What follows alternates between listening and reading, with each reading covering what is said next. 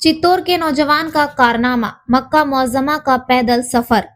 हर मुसलमान का ख्वाब होता है कि वो जिंदगी में कम से कम एक बार खाने काबा की जियारत करे।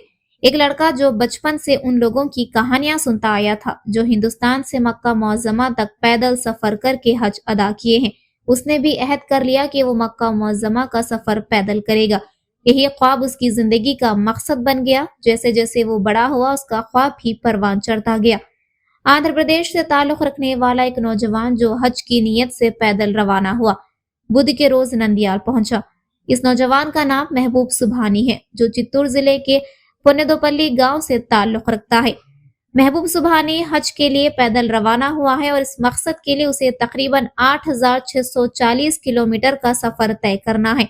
उसकी ख्वाहिश है कि वो हिंदुस्तान, पाकिस्तान, ईरान, इराक और कुवैत के रास्ते सऊदी अरब पहुंचे और खाने काबा में सजदा रेज हो। अब तक वो तकरीबन 400 किलोमीटर पैदल चल चुका है और इस वक्त नंदियाल के चाबलू गांव तक पहुंच चुका है।